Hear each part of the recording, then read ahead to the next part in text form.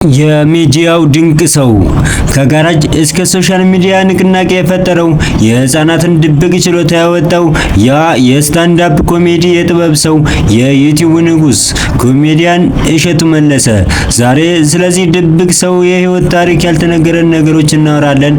ለቻናሉ አዲስ የሆናችሁ ሰብስክራይብ፣ ላይክ እና ሼር እያደረጋችሁ እንድታበረታቱን ስል በአክብሮት አሳስባለሁ። በልጅነቴ ጓደኞቼ ዲቪ አትሞላም ወይ ሲሉኝ እኔ አሜሪካ የሚሄደው ለፍቼ ሳይሆንና ብላኝ ለምናኝ ነው ሲል ሲናገር የሚደመጠው እሸቱ መለሰ አዲስ አበባ ተወልዶ ከአባቱ መሞት በኋላ ከእናቱ ጋር ወደ ናዝሬት ሄዶ በቤተ ክርስቲያን ታንጾ ያደገው የናዝሬቱ ልጅ ትምህርቱን በጥሩ ውጤት አጣርቶ አዲስ አበባ ዩኒቨርሲቲ በመግባት 3.8 በማምጣት በትልቅ ውጤት ቲያትር እና አርት ተመረቀ። እንደ ማንኛውም የኢትዮጵያ ሕዝብ በእግሩ ስራ ፍለጋ የተንከራተተው እሸቱ መለሰ ስራ ስፈልግ እግሬ ሳስቷል ሲልም በሶሻል ሚዲያ ሲናገር ይደመጣል። ይህ ድንቅ ሰው ኢቢኤስ የቤተሰብ ጨዋታ፣ የተለያዩ የመድረክ ስራዎች እናም ጋራጅ ስራ ተሰማርቶ ህይወቱን እንደመራ ይታወቃል።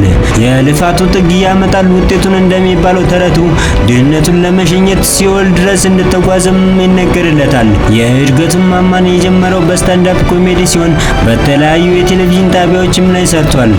በማስታወቂያ ረገድ የሚያገኘው እድገት የሚዘነጋ አይደለም።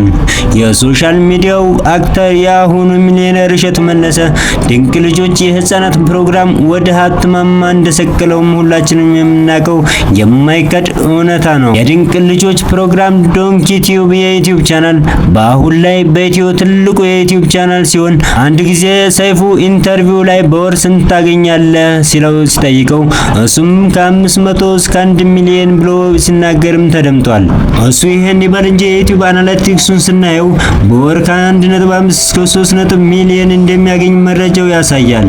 ይህ ሚሊዮነር ሰው 40 ሰራተኛ ሲኖሩት አሁን ላይ በዩቲዩብ ዶንኪ ቲዩብ የዩቲዩብ ቻናል ላይ ቀዳሚ ተጽዕኖ ፈጣሪም ሆኗል። መኖር ደጉ ህይወት ይቀየራል እንደሚባለውም በህይወቱ ከዕለት ተዕለት ወደ ሀብት ማማም ወጥቷል። ውድ ተመልካቾቻችን ዛሬ ስለ እሸቱ ይሄን ያህል አውገን በቀጣይ በሌላ ፕሮግራም እስከምንገናኝ መልካም ጊዜ ተመኘን።